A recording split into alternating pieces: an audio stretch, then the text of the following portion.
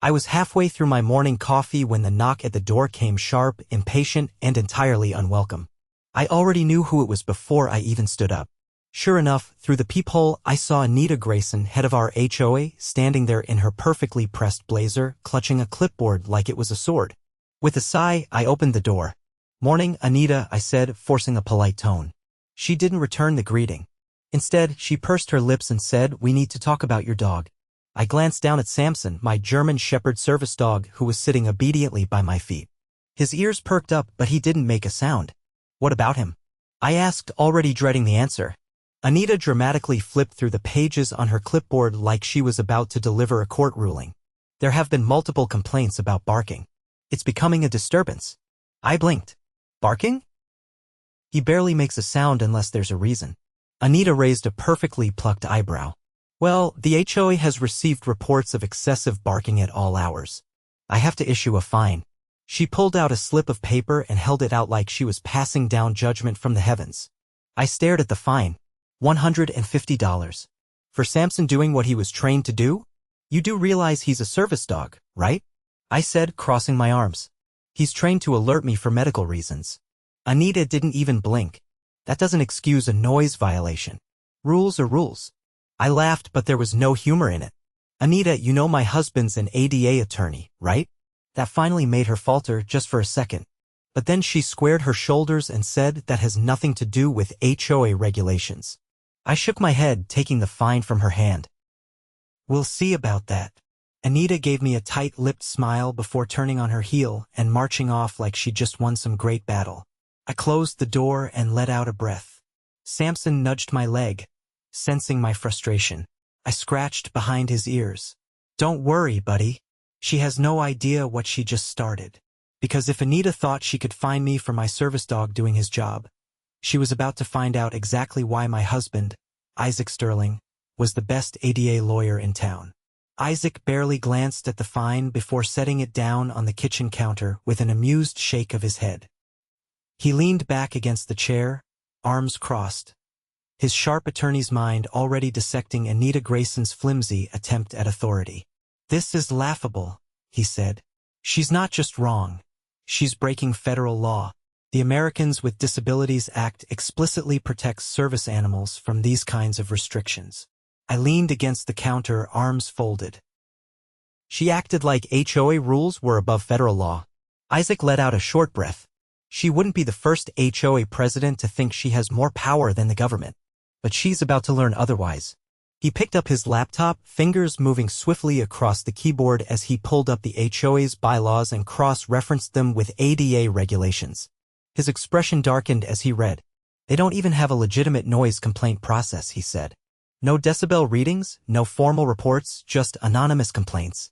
That's not enforceable." I rubbed Samson's head as he lay by my feet, his tail thumping against the tile. "So what's the plan? Let her dig her own grave, or shut this down immediately?" Isaac's lips twitched, his lawyer instincts fully engaged. "We'll start with a formal response, citing ADA law. That puts her on notice. If she doubles down, we escalate." He pulled up a legal template, adjusting it with precise language that left no room for argument. By the time he was finished, the letter was an airtight rebuttal, outlining the HOA's legal violations and the potential consequences of pursuing the fine. "Print this," he said. "We'll deliver it in person." I did. And within minutes, we were walking down the street toward the HOA office, a small but pretentious building at the edge of the neighborhood park. The air was thick with the scent of freshly cut grass, but the moment we stepped inside, the artificial chill of the air conditioning and Anita's icy glare erased any sense of comfort. She sat behind a polished desk, pen poised as if she'd been expecting us. "I assume you're here about the fine," she said, voice clipped. Isaac didn't waste time. He slid the letter across the desk. "This is our official response. Under the Americans with Disabilities Act, you cannot fine my wife for her service dog's barking, especially without documented proof of a violation. Your anonymous complaints don't hold legal weight." Anita barely glanced at the letter before setting it aside. "HOA regulations apply to all residents," she said. "No exceptions." Isaac leaned forward slightly, his presence filling the room. "Federal law overrides HOA regulations. Enforcing this fine could open you up to legal action." Are you prepared for that? Anita's fingers tightened around her pen. We have the right to enforce community standards. Isaac's gaze didn't waver. Only within the bounds of the law. If you continue to pursue this, we'll file a formal complaint with the Department of Justice. That comes with investigations, fines, and potential legal fees for the HOA. I suggest you reconsider. For the first time, a flicker of uncertainty crossed Anita's face. But she wasn't ready to back down. I'll have to consult with the board. Isaac nodded. You do that. In the meantime, the fine is invalid. Any further harassment will be documented. As we left, I could feel Anita's glare burning into our backs, but it didn't matter. She had no idea that she had just poked a bear she couldn't handle. Back home, Isaac placed the fine in a folder labeled HOA Disputes, a collection of past grievances we'd handled over the years. She won't drop this, I said. She's too stubborn. Isaac nodded. Probably not. But the more she pushes, the worse this gets for her. And we both knew Anita Grayson was the type who didn't know when to quit. The next morning, I woke up to an email from the HOA board. As expected, Anita hadn't let this go. The message was filled with formal language designed to sound authoritative, but underneath the legalese, one thing was clear: they were doubling down. The board was reviewing the situation and would get back to us after their next meeting. Meanwhile, the fine stood, and failure to pay would result in additional penalties. I set my phone down and exhaled sharply. This wasn't just about Samson anymore. Anita was pushing this because she couldn't stand to be challenged. Isaac had already anticipated this. He was at the dining table, laptop open, typing up a detailed complaint to the state's Fair Housing Authority. He didn't look the least bit surprised when I told him about the email. This is exactly what I expected, he said. She's trying to out-stubborn us. I glanced at the screen, reading over his shoulder. The document he was drafting wasn't just a complaint, it was a legal sledgehammer. It outlined not only the ADA violations but also potential Fair Housing Act infractions. If the HOA was found guilty of discrimination, they could face serious fines and even legal action from the federal level. I folded my arms. She's not going to see this coming, is she? Isaac shook his head. No. She thinks she's playing a power game, but she doesn't realize she's breaking laws that have real consequences. Just then, there was a sharp knock at the door. We exchanged glances before I went to answer it. This time, it wasn't Anita. It was Greg, one of our neighbors. He shifted uncomfortably on the porch, holding a printed letter. Hey, he said. I thought you should see this. I took the paper from him and scanned it. My stomach tightened. The HOA had sent out a community notice claiming there had been multiple infractions regarding noise disturbances and that they were taking action. It didn't mention us by name, but it was obvious who they were talking about. Greg rubbed the back of his neck. A few of us thought this seemed off. We've never heard Samson making any noise, and this feels like Anita's got a personal grudge. I let out a slow breath. She's trying to turn the neighborhood against us. Greg nodded. Not everyone's buying it, though. Some of us are getting tired of her overreach. Thought you should know. Isaac had joined me by the door. He took the letter from my hand, scanning it quickly. His jaw tightened. This changes things, he murmured. Greg hesitated. Look, I know some folks are scared to speak up, but if you need witnesses to say the dog's not an issue, I'll back you up. I gave him a grateful nod. That means a lot. After Greg left, Isaac turned back toward the dining table, already adjusting the complaint. She just gave us more ammunition. I sat down across from him. You think she realizes what she's doing? He tapped the screen. No. If she did, she wouldn't have put this in writing. Now it's not just about a fine. She's making defamatory statements and trying to enforce a rule that directly violates federal law. My irritation sharpened into something more determined. Then let's make sure she regrets it.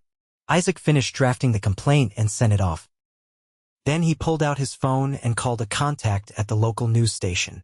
If Anita wants to make this public, he said, let's make it really public. By the afternoon, the first reporter had already responded. They were interested. A local HOA violating disability rights? That was newsworthy. Meanwhile, I sent a message to the neighborhood group chat, politely correcting the misinformation in the HOA's letter. I didn't attack Anita directly, I didn't need to. Just pointing out the facts was enough to get people questioning her. As the evening rolled in, more neighbors reached out privately, offering their support. Some had their own grievances with the HOA. Others were just tired of Anita's tactics. And then, Right before sundown, another email came through. This one was from Anita herself. She was calling for an emergency HOA board meeting tomorrow night. I stared at the screen. She's panicking. Isaac leaned back in his chair. Good. That means we're winning. The following evening, the HOA board meeting was packed. More residents than usual had shown up, likely out of curiosity or frustration with Anita's latest stunt. Folding chairs lined the small clubhouse, a space usually reserved for community events but now serving as the battleground for Anita's desperate power play. Isaac and I arrived early, taking seats near the front. Samson lay calmly by my feet, his presence a silent reminder of exactly why we were here. A few neighbors nodded at us in quiet support, while others kept their distance, uncertainty flickering in their expressions. At exactly 7 o'clock, Anita entered, her heels clicking sharply against the tile floor.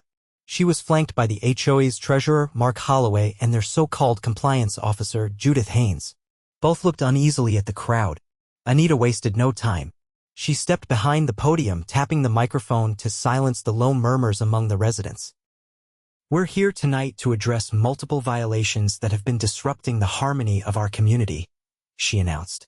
Her tone was clipped, controlled, but I could see the tension in her stiff posture. Isaac leaned slightly toward me and whispered, "She's playing defense." I nodded, watching as Anita shuffled through her notes. As many of you are aware, the HOA has received numerous complaints about excessive noise disturbances, she continued. In response, we issued a fine in accordance with our regulations. A few people in the audience exchanged skeptical glances.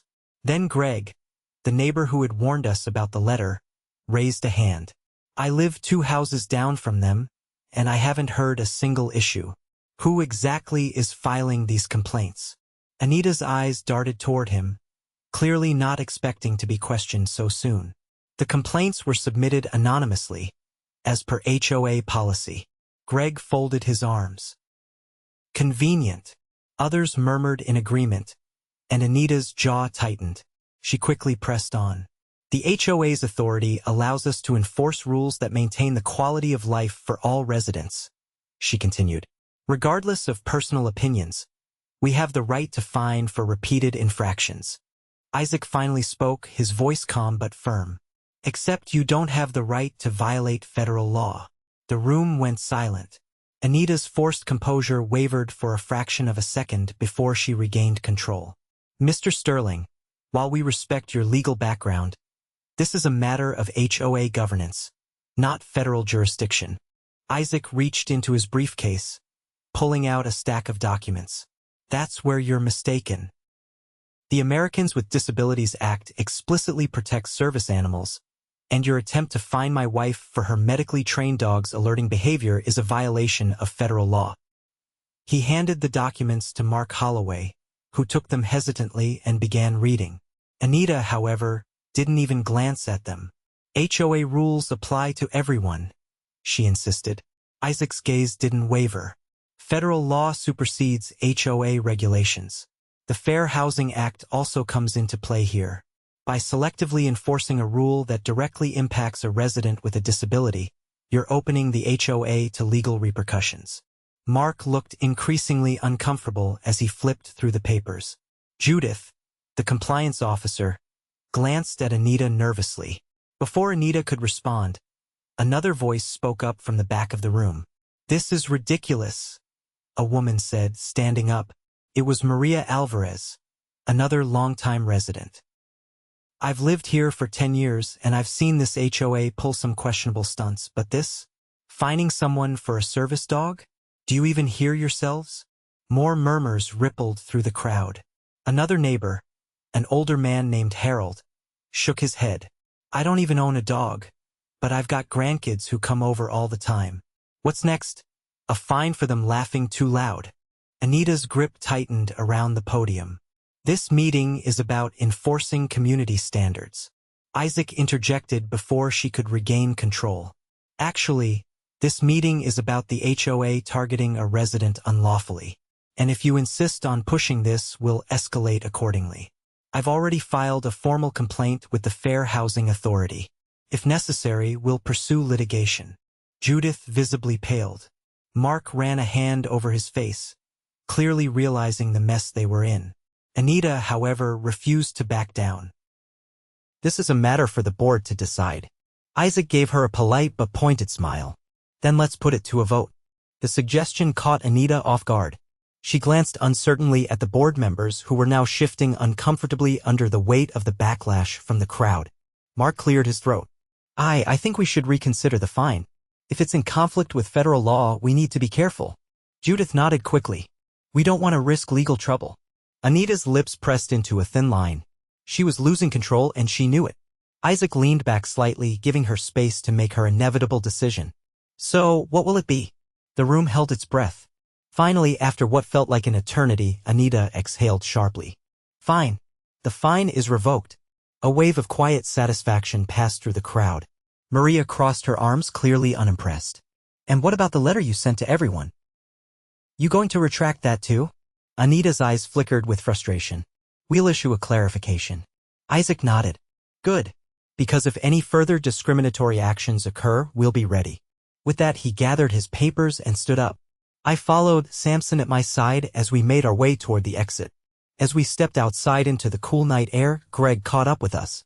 That was satisfying to watch. I let out a breath, finally feeling some of the tension leave my shoulders. She won't forget this anytime soon. Isaac chuckled. And she'll think twice before trying something like this again. Greg grinned. You know, there's been talk about getting some new board members elected soon. After tonight, I think Anita's reign might be coming to an end. I exchanged a look with Isaac. That was an interesting development. But for now, we had one. And Anita Grayson had just learned the hard way that some battles weren't worth fighting. The morning after the HOA board meeting, I took Samson for a walk around the neighborhood, enjoying the crisp air. The tension from the previous night had settled a little, but I knew Anita wasn't the type to let go of a grudge. She had been humiliated, forced to back down in front of the entire community, and people like her didn't take that well. As I made my way past a row of neatly trimmed lawns, I noticed a few neighbors giving me knowing glances. Some nodded in quiet approval, while others hesitated as if debating whether to speak. Finally, Maria Alvarez, the woman who had called out Anita during the meeting, stepped out from her porch, waving me down. She wasted no time. Anita's not done. She's furious. I stopped, tightening Samson's leash slightly. What's she up to now? Maria crossed her arms, glancing around as if checking for eavesdroppers. She's been calling people since last night, trying to rally support. She's telling anyone who'll listen that your husband is trying to take over the HOA and that you're both a danger to the neighborhood's order. I let out a slow breath, my patience wearing thin. So now we're a threat to her power trip? Maria nodded. She's desperate, and she's targeting people she thinks are easily swayed. That wasn't surprising. Anita had built her control by preying on those who didn't want trouble. Most people didn't have the time or energy to fight back against an overzealous HOA. But now that someone had pushed back and won, she was scrambling to maintain her grip. I thanked Maria for the warning and finished my walk, my mind already racing with possibilities. I had no doubt Anita would try something else, but I wasn't about to sit around waiting for her next move. Back home, Isaac was in the middle of a phone call when I stepped inside. His expression was unreadable, but I could tell from the way he was listening intently that it was something serious. When he finally hung up, he turned to me, his jaw tightening slightly. That was an investigator from the Fair Housing Authority, he said. They're reviewing our complaint. I raised an eyebrow. That was fast. Isaac nodded. Apparently, this isn't the first time they've received reports about our HOA. There have been multiple complaints over the years about selective enforcement and questionable fines. That caught my attention. So Anita's been pulling this kind of thing for a while. He leaned back against the counter, arms folded. It looks like it, but now that she's messed with something as serious as disability rights, she's under real scrutiny. The investigator said they'll be reaching out to other residents to gather more information. This was bigger than I thought. If Anita had been abusing her position for years, there were probably plenty of people who had been unfairly targeted but hadn't had the resources or knowledge to fight back. A thought struck me. What if we help gather testimonies? If people are willing to speak up, it could speed things along. Isaac considered it. It's worth trying. If Anita's been this reckless for this long, there's no way we're the only ones who have a case against her. That evening, we started reaching out. Maria was the first to respond, eager to help. She put us in touch with a few other residents who had their own stories to tell: unjust fines, arbitrary rule enforcement, even instances where people had been threatened with legal action over minor infractions. As we gathered more accounts, a pattern emerged. Anita had been using her position to bully residents for years, targeting those who she thought wouldn't push back. She had fined elderly residents for minor landscaping violations, pressured newcomers into unnecessary repairs, and even attempted to block a family from making accessibility modifications to their home. With each new story, Isaac documented everything, compiling a growing file of evidence. By the end of the night, we had more than enough to present to the investigator. The next day, Isaac sent everything over, attaching statements from multiple residents. The response was swift. The Fair Housing Authority confirmed they were launching a formal inquiry into the HOA's practices. I almost wished I could see Anita's face when she got the news.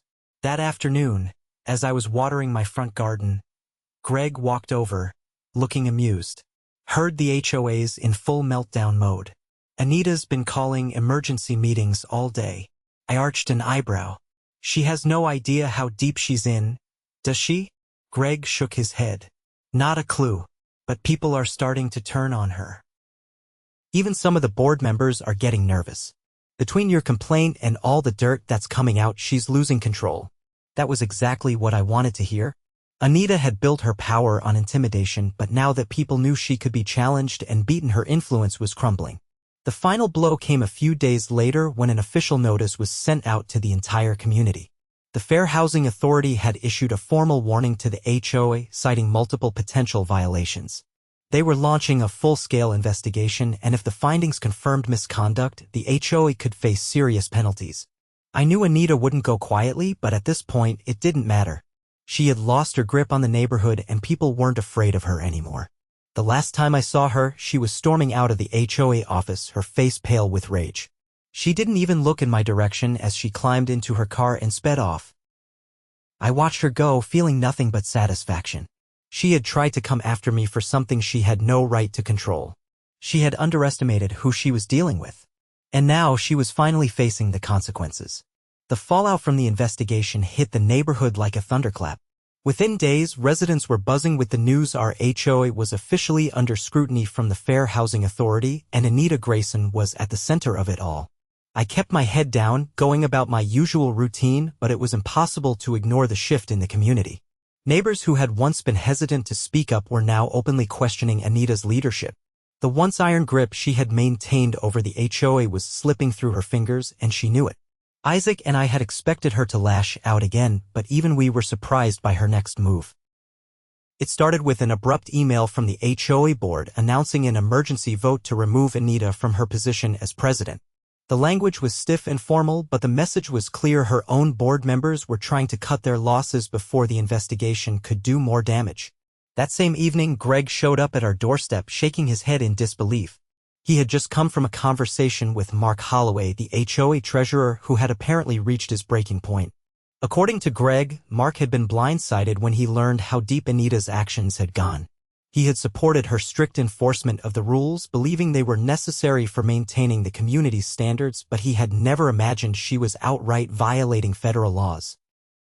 When the Fair Housing Authority's warning came down, Mark realized that sticking by her could cost the entire HOA more than just bad press. It could lead to lawsuits, fines, and potential dissolution of the board itself.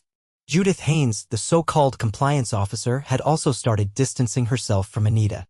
Rumor had it she had even contacted an attorney, worried she might be held responsible for approving some of Anita's more questionable fines over the years. With her allies abandoning ship, Anita was left scrambling for support. She called for a last-ditch meeting at the clubhouse, attempting to rally the remaining residents who were still loyal to her. Isaac and I decided to attend, not because we expected her to win, but because we wanted to see how she would handle her downfall. The clubhouse was packed when we arrived. The usual air of formality that hung over HOA meetings was gone, replaced by a tense, almost expectant energy. People whispered in hushed voices, exchanging knowing looks. Anita stood at the front of the room, her posture rigid as she clutched a stack of papers. She launched into a speech, her words carefully chosen to sound composed, but there was an unmistakable edge of desperation to her tone. She claimed the investigation was an overreaction, insisted that everything she had done was in the best interest of the community, and even tried to paint herself as a victim, someone who had simply been enforcing rules and was now being unfairly targeted. But no one was buying it. Residents started speaking up, one after another. Maria Alvarez reminded everyone about the unnecessary fines Anita had issued over the years. Harold, the older man who had questioned her at the last meeting, pointed out her pattern of targeting certain homeowners while letting others slide. Even some of her former supporters admitted that they were tired of her heavy-handed approach. Then Mark Holloway stepped forward. His face was tight with frustration as he addressed the crowd, making it clear that he was done standing by her. He revealed that the board had called the emergency vote because they could no longer justify her leadership. Anita's composure cracked. For the first time, she looked genuinely shaken. She tried to argue, claiming she was being unfairly ousted, but the damage was already done. When the vote was finally cast, the results were undeniable. Anita was officially removed as HOA president. The room erupted in quiet murmurs as reality settled in. Some people looked relieved, others just stunned at how quickly her reign had unraveled. Anita, on the other hand, stood frozen for a moment before storming out of the clubhouse without another word. It was over. Or at least, her presidency was. The investigation into the HOA itself was still ongoing, and there were likely more changes coming, but Anita's removal was the biggest victory yet. Without her at the helm, the board would have to reconsider how they operated, and the days of unchecked power were coming to an end. As Isaac and I walked home that evening, I felt a weight lift off my shoulders. Samson trotted beside me, oblivious to the chaos that had unfolded. But his presence was a reminder of why we had fought back in the first place. What had started as an unfair fine for my service dog had turned into something much larger. We hadn't just stopped Anita from targeting us, we had exposed her entire pattern of abuse. And in doing so, we had given the neighborhood a chance to finally break free from her control. Isaac glanced at me as we reached our front porch, a knowing glint in his eyes. We hadn't just won a battle, we had changed the balance of power in our community. And something told me Anita wouldn't be the last person to underestimate us.